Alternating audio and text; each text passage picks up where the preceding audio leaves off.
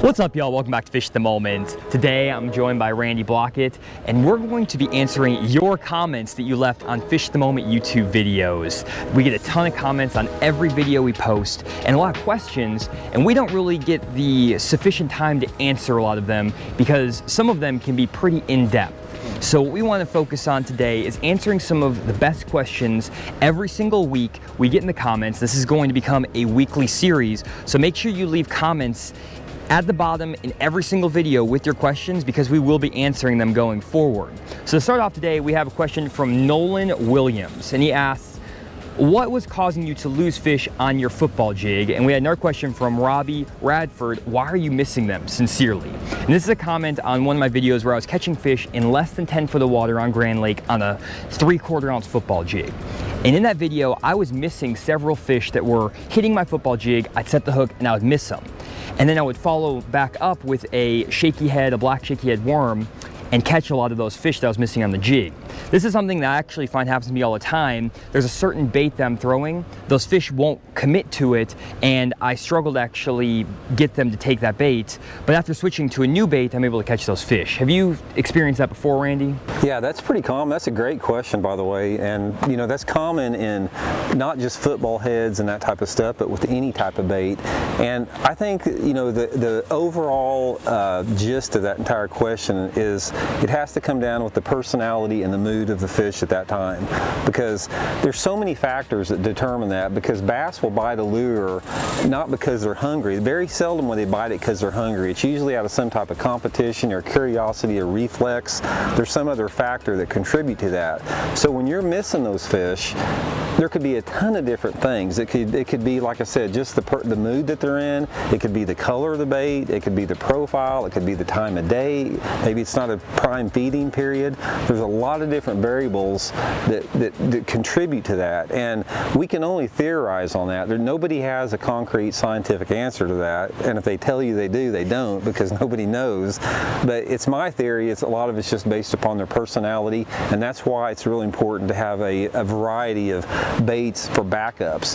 If you're missing them on a football head jig or whatever, always have something else a little bit more subtle to throw back in there, and also have something that's really super aggressive that may get that reflex strike.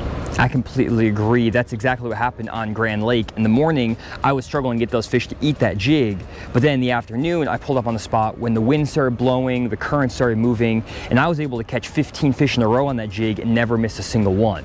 That's very, very common. I think a lot of guys will struggle when they start fishing a new bait like a jig or a crankbait or whatever it is, and they start losing fish or missing fish on it, and they give up on that bait completely. Well, what might have happened is that you were just throwing that bait in the wrong time of day. It wasn't in that active feeding mode, and you might have lost fish on any bait you throw in there. It wasn't specific to that jig or that worm. Maybe it's not your hook or your setup. A lot of times it's just that you don't have the perfect bait that those fish want to eat. Yeah. And so instead of blaming it on the bait, saying that the weed guard is bad, the hook is bad, the line is bad, the rod, whatever it might be, instead switch to a smaller bait, smaller profile, maybe an open hook that those fish can get in their mouth a little bit easier, especially when they're short striking, and you can put a lot more fish in the boat that way. Absolutely. Yeah. And if one other thing that I'll add to that is if they're biting good, it's like they're going to get hooked no matter what you do. You can have a poor hook set, you can wait too long or set too early. If they're eating and biting good, you know, you're not going to lose them. But we're talking about those fish that are more timid feeders. Yeah, sure. Great question. Great question. Next question is from J-Mac, and he asks, how do I not get stuck on the bottom? This is a really common question I get from a lot of new anglers, and it's something that a lot of guys get frustrated with because they'll fish a new bait like a jig or a worm or a crankbait, and they'll get stuck on every other cast, it seems. What are your thoughts on that question, Randy? Well, a lot of it has to do with the type of bait that you're fishing, whether if it's a treble hook type bait, if it's a single hook jig or worm or something like that. But let's just say either or. If you're fishing a crankbait and getting hung up on the bottom, or you're fishing a jig and getting hung up. A lot of times, if you're fishing a rough bottom, like it's got lots of different, maybe lay down logs, lots of big broken rock, when you're coming through that, you can't really like, you know, pull too hard if you feel some tension. Like a lot of times if you're fishing a football head jig or something and it's coming up over the rock, you know, don't put too much pressure into it. Just sort of just pull it and shake it back a little bit, and a lot of times that'll allow that to crawl over there. But like I said, a lot of it has to do with the bottom that you're fishing, and you're going to get hung up. It's like if you're not getting hung up, you're not fishing where the fish are going to be. So don't really take this as something that's a negative, that you're getting hung up a lot, because we all do. The best thing to learn is to learn how to get unhung without getting your bait, and maybe we'll do a video on that. There's some tricks that we can show you to learn how to get unhung. But like I said, don't think that you're doing something bad. It happens to everybody, but just don't be quite so aggressive. When you feel your bait coming up over something that you know is not a fish, just sort of pull up gentle and shake it a little bit before you really pull back hard into it. How many times would you say you get hung up in a day, Randy, on average, just fishing for, like, let's say 8 hours? Oh, it's common to get hung up 50 times a day. I mean, just based upon what we're doing. If you're flipping or even throwing crankbaits on rocky banks, it's going to happen. So, you know. And here's another thing about that, because never use that as like a negative, because there's been situations where in tournaments that say I got hung up on a log and I'm maybe cussing it at the time and I'm trying to shake it off, but all of a sudden I go over there, I reach down, I pull my bait out of the water, and then I make another cast and I catch a fish. And if I would not have gotten hung up, my boat wouldn't have been positioned at that angle to catch that fish. So I've seen at times where getting hung up actually helps you in the long run. Oh, for sure. And even when I'm hung up with a crankbait offshore or a jig, that bait will be hung up in that brush, and I'm like, get out of there, get out of there. And when it pops free, I get a big one to eat it. That happens to me all the time. And that gets back to the idea of learning how to get unhung and using those tricks so that you don't have to ruin your spot every single time you get hung up. Yeah, there's tricks to that. And like I said, a lot of times you can't stop from getting hung up underwater, but you can, you know, stop from getting hung up in the trees that are 20 foot above you. That's just called casting practice. For sure. One thing I will say is that we just launched the new Fish the Moment offshore jig with that double cable guard with the head that helps it come through rock better. The bait is designed to come through cover and structure really, really well. And I would say that jig is going to come through structure 50 to 60% easier. And you've probably seen that from your experience too with it. It is very weedless. Yeah, head design has a big pull. When you're fishing a bottom bouncing jig or something like that, head design has a lot to do with being able to get through those rocks and logs. Not so much for a Texas rig, but when you're talking jigs, yeah, head design's a big deal. And even with that, I would say that I get hung up in rocks and trees and things like that still 10, 15 times a day. A lot of times I'm going to be pulling the hook, straightening out the hook, or shaking it free. I won't lose that many jigs. I'm probably only going to lose 2 or 3 because it doesn't get hung up as bad, just the way that jig is designed. But I'm still going to be getting hung up. It's just I'm not going to get hung up 30 times a day. I'm going to get hung up 15 times a day. And that will result in more fish catches, but you don't want to get the expectation that you're going to go fishing and never have a hang up, because that is unrealistic and it's not going to happen. It happens to all of us every day. And I've never fished one single day without being hung, I don't think. Me neither. I always go through at least 3 or 4 different baits a day, breaking them off, getting them hung and stuff. And I always make sure I retie after I get hung up. If you're going to get hung up, always retie, check your line. That is really important because you will lose a lot of fish if you don't retie. Great question. Really quick, we want to share with you guys a new service that we're offering on our website, fishthemoment.com. Just head to our website and go to the Lake Breakdowns page. Here you'll find our new service called the Personal Map Breakdown. As many of you know, we're currently offering seasonal map breakdowns for popular lakes across the country. We give you 60 spots across 4 different areas, and we'll break it down by spring, summer, fall, and winter. But a lot of these lakes might not be where you're fishing, and you might want us to check out the smaller lake that's not as popular. That's why we added the personal map breakdown option. Randy will give you 60 spots on your lake, regardless of how big it is, whether it has Navionics or just Google Earth, and help you get some really good fish in the boat with these breakdowns. They cost a little bit extra above the regular stock map breakdowns just because they're personalized to you, and Randy will spend anywhere from 3 to 4 hours making these maps. And to make sure that you're not picking lakes that we're planning on breaking down in the future, we gave you a schedule of all the fall breakdowns we're going to be doing so that you're not picking lakes that you can actually get a map for later in the year. So definitely check out these personalized map breakdowns if your lakes aren't on this list and you want us to check out your lake and pick out some spots for you. Next question is from Grant Nixon. I don't know if that's Larry's nephew or something. Maybe he could ask Larry for this. It's actually about Texas rig worms, so maybe he's asking the wrong guy. But he asks, can you use a Texas rig worm for 2 to 5 feet suspended bass, when bass are suspended 2 to 5 feet off the bottom? And this is probably in response to my video where I talk about how I fish a flutter spoon or a hair jig for bass that are suspended 2 to 5 feet off the bottom, bouncing it off the bottom.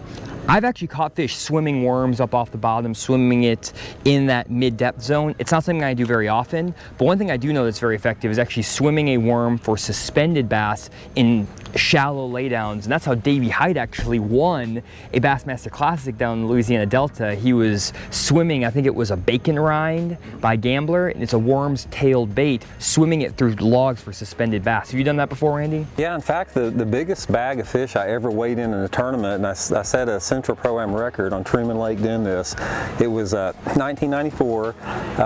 It was August 1994, and I found a row of trees, like an old tree row that was adjacent to a creek channel, and I had a 10-inch worm with a 1/4 ounce sinker. Water visibility was like 10 to 12 inches deep, and I was swimming that worm through those trees in about 3 to 5 foot of water. The water depth was probably 10 to 15 feet. Those fish were suspended in those treetops, and that's the bait they wanted. They wanted that Texas rig worm suspended, and caught a 25-pound something bag of fish and won the tournament. Wow, that's awesome. We need to talk about that in a video too, because I've done it actually before on Lake Dardanelle, and obviously you've done it as well. I think that's a forgotten technique that not a lot of guys do that is highly productive. Yeah, it's old school for sure, and to me it works better in dirty water. If you have some type of dirty water where those fish can ambush it around some type of wood or rock cover, and the water's hot, where those fish are sort of suspended in the upper part of the water column, that's when it really works good. And we're talking about a ribbon tail worm or a jade tail worm, right, something like that, not a straight tail worm, a finesse worm. It's going to be a ribbon tail that has a lot of movement and pulse, correct, Randy? Yep. But yeah, that's a bait that's overlooked, doesn't get fished much, and you know, we probably don't fish it enough anymore. We need to get back to it. Great question, guys. Next question is from Shane Scott. He says, great video. What about offshore fishing on lakes without a lot of structure, rock/brush to fish? A lot of guys ask me this question all the time. They're always asking me, how do I fish a lake that is featureless with no contour lines? Maybe there's only grass in the lake, or maybe no grass at all. It seems like it's just straight sandy bottom or mud bottom for a long ways. How do you fish offshore in those situations?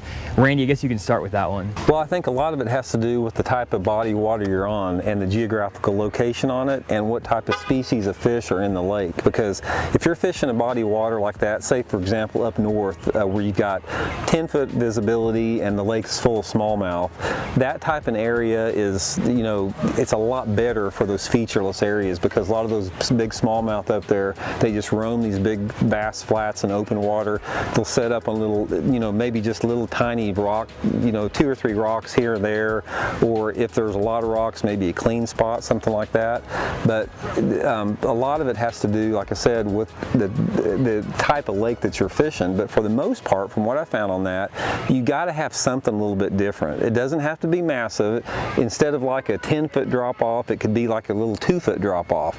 It could be, you know, an isolated rock pile. It could be something to break up the monotony of the bottom. So the best thing to do on that is spend a lot of time graphing and try to find the depth that those fish are using, and try to isolate any type of irregular feature on that featureless bottom. I completely agree. When I'm going to lakes without much contour change, I'm always looking for some different type of cover, but I'm always looking for a type of cover. It needs to be rock, or a stump row, or lay down trees, maybe a brush pile. And if you're on a grassy lake, sometimes it's an outside weed line, or clumps of milfoil grass, lily pads. The only time I really find that I can't catch a lot of fish offshore is when I get to those dirty water Louisiana cypress tree lakes where it's kind of like a bayou, swamp, or marsh. Those bottoms are really silty. You don't have a lot of hard bottom. In those situations, I'm going to be fishing a lot of cypress trees, flipping shallow water. You're not going to have that many offshore opportunities. The only places you might be able to fish offshore are if you have a little bit deeper section with some hard cover, some hard rock, or maybe a stump row off the bank. But even then, you're only going to be fishing in maybe 3 to 5 foot of water in those situations offshore. You're not going to be fishing in 20, 30 foot of water. So if you're struggling to catch fish offshore and your lake is featureless with no contour lines and it's muddy and silty, look in like 2 to 5 foot of water for any stumps, cypress tree roots, stuff like that. If you're in a clear water lake, look, like for Randy said, big boulders, some sort of naturally occurring cover, but look for cover. That's where those fish will attract to more than depth changes. Next question is specifically for me. I don't know if you do this, Randy. I haven't watched much of your fish catches, but he asks, this is from KCKman52. He asks, why do you look at your rod after you set the hook? I get this comment all the time. I don't know why I do it, but I always do it. If you watch me set the hook, after I set the hook, I look at the tip of my rod, and I've done that since I was very little, and it's the exact same thing as when I set the hook and I say, got him. Yeah. Every time I set the hook, I say, got him, and I look at the tip of my rod. The reason I say got him is because I basically spent 90% of my fishing from the age of 9 until I was 18 in tournaments. Most of the time I was either a co-angler in a tournament, fishing in a junior Bassmaster event, in the back of a boat or running a boat. I very rarely went out and just fun fish because I didn't have a boat for the majority of my time growing up. The only time I'd get out was with other guys, and that would be in a tournament situation. So you say got him, because then the person will get the net the fish for you. And the reason I look at the tip of my rod a lot of times, I feel like, is one, to check when I set the hook, am I hung on actual fish, or is it some sort of log or tree? And that might just be a reflex from when I was younger, where I set the hook and I kind of look for that rod to bend. But also I feel like it lets me gauge how big that fish is, because when I set the hook, depending on how much that rod is bent, I can tell pretty quick if it's a 4-pounder versus a 2-pounder. I don't think about it. It's not something that I am processing and setting the hook and doing it intentionally. It's just something that I do second nature now. It's just one of my little ticks. Do you do that, Randy, or is that weird to you? What do you think? I think we all have things that we do unconsciously when we're fishing, because somebody told me years ago that, man, do you know that every time you set the hook, you have your mouth open? And I didn't even know it until I watched some videos of that. So everybody's got their little deal. When I get one in a tournament, I say got one. And it's just, I'm not even thinking about it. It's just instinct, probably because, you know, that signals to get the net or whatever like that. But yeah, I think we all have our little quirks, you know, when it comes to fishing out there. And when you're on camera as much as we are, those quirks will come out. You guys have quirks too. I guarantee you, you're just not seeing them on camera. There's different things you do. They're pretty funny. I know you guys can make fun of us, and we can take it. We can handle it. That's why we're on camera. But don't give us too hard of a time. And when I say got him for the 7,553rd time, just know that one of those days it's going to be with Randy in the boat, and he's going to get the net, and it's going to save us from losing a 4-pounder. So that's worth it from my book. Next question is from Willie Po'boy. He says, thanks, great show, Randy. What reel ratio or gear ratio do you use when you're fishing square bills in the summertime? I use a 7-to-1 Aluz BB1 speed spool, and you know, I like the 7-to-1 ratio. It's like, you know, 5 or 6 years ago that was considered a fast reel, but now there's so many different high-speed reels that the 7-to-1 is sort of considered just the medium line. But I found that for those square bill fishing, the 7-to-1 will allow you to keep the speed of that bait up, but yet not overwork it too much. So that's my favorite, 7-to-1. I find that fascinating too, that change from a 7-to-1 being a medium speed reel from a fast reel. I remember when Quantum came out with the first 7-to-1 gear ratio reel 12, 13 years ago. I still have some in the boat right now. It was the Quantum Burner 7-to-1, fast, lightning, or you know, blazing fast 7-to-1 gear ratio reel. And to me, a 7-to-1 gear ratio reel is still quick. It's a fast reel. I use all 6 4-to-1 Abu Garcia Black Maxes, and then I'll have 5 4-to-1s in my boat as well. I only have 2 7-to-1 gear ratio reels I own in general anymore. All of it's 6 4-to-1. A lot of guys will say, man, you're not gonna be able to catch up with those fish. You're not gonna be able to get the hook in them, all these things. I threw a 6 4-to-1 my entire life, 6 3-to-1, 6 2-to-1, never had any issues. I think it's just kind of more mental up here. Would you agree with that, Randy? Yeah, and you know, when I started out, you know, 5 to 1 was the standard reel ratio. And when I first started my bait casters, I was using the old round Abu Garcia bait casters with the little bitty tiny handles on them, and you were like this on it, and it was probably 4 to 1. I mean, it was like cranking your boat on there. It was so slow. So we've just evolved, you know, into higher speed reels. I don't necessarily think faster is better. I think 7 to 1, to me, that's where I'm comfortable at. I fish everything on 7 to 1, and I don't think I'll ever, you know, change from that, because I understand what that does to a crankbait and what that does to a bait. I understand, you know, how fast it moves it through the water column, but I think you'd be real happy with 7 to 1 for square bill cranking. For sure, and I would say the same thing too. That's 6-4 to 1. That's what I throw. It's not that big of a difference. 6-4 to 1 to a 7 to 1, not a huge difference. And again, it's that comfort level. I know how fast I can reel that bait with a 6-4 to 1. When I have all 6-4 to 1 reels, that's helpful. I think that's actually more important than having a specific gear ratio set up for a certain bait. Get consistent gear ratios and learn how fast you have to turn that handle to make the fish react and to trigger them, instead of trying to get 5, 6, 3 to 1s, then a bunch of 7 to 1s, an 8 to 1, a 10 to 1, a 5-4 to 1. That's a nightmare in my mind. Yeah, and like I said, you can spend a fortune. If somebody said, "Oh, you need a 5 to 1 for your deep crankbaits, you need a 8 to 1 for your, you know, lipless crankbaits," it's just like you could spend thousands and thousands of dollars on that. But get a few 7 to 1s, you know, or like Johnny said, on the 6.3s, and you'll be fine. Awesome. Then our last question for this video is from Kenny Hayworth, and he's asking Randy, what type of boat do you fish out of? And well, here's the boat right here. Here it is. This is my boat for the 2020 season. It's a Ranger 198 aluminum. Fished out of it, you know, since last fall. I wanted to go to the aluminum boat this year because I wanted to make a commitment to fishing to shallower water, getting in those hard to access areas, knowing that would limit me on the bigger water, but it would also give me an advantage, you know, in the shallower water, which this boat was a big advantage at the Arkansas River, you know, last month when I got 13th down there. I don't think I could have got into the area I was fishing in a glass boat, but 19.5 footer, 198 Ranger, that's what I've been fishing out of all year. It's an awesome boat. I love aluminum boats. I think that they do give you an advantage. It's tough though when you're in a tour professional level, because when you're trying to get to like a St. Clair or like a big body of water, it does limit you in that. Yeah. It has advantages, but I would say it almost has more disadvantages than advantages. Would you agree with that? It does. I mean, there's ideally, you know, having 2 of them would be great, but you know, most of us can only get 1 boat at a time. But like I said, it takes a lot of getting used to, because an aluminum boat catches a lot more wind. If you're fishing in a 15-mile-an-hour wind, the biggest thing I noticed, it will whip the nose of that boat around in a hurry, and you tend to drift down banks a lot faster if the wind's blowing behind you, like almost twice as fast as a glass boat. So from the standpoint of open water fishing, an aluminum boat is a very poor choice if you're fishing open water. If you're fishing shallow water lot, back in creeks, you know, places where you don't catch a lot of wind and don't have to make a lot of long runs, you know, they're great to have, because you can float them almost, you know, half as shallow as you can a glass boat. That's really good info. And for those of you who care, I run a 18.6 Triton TR 186.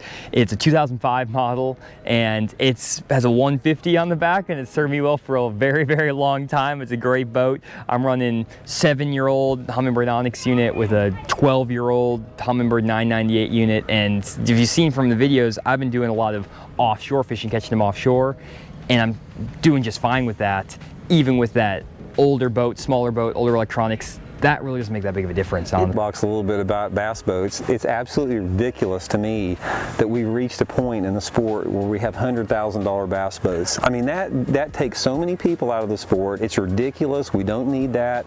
You can have a 20-year-old boat that costs $2,000 or $3,000, and as long as you got a decent trolling motor, and as long as you got a electronic unit that'll tell you how deep the water is, you can catch a ton of bass. I mean, if you're, you know, one of those people like a lot of us out there, that you got families to support, limited incomes, you know, don't be intimidated thinking that you're missing out not having these $100,000 boats, because you don't have to have it. You know, there's so many other variables that are important that will determine whether you catch fish, and you can do it out of a very modestly priced boat.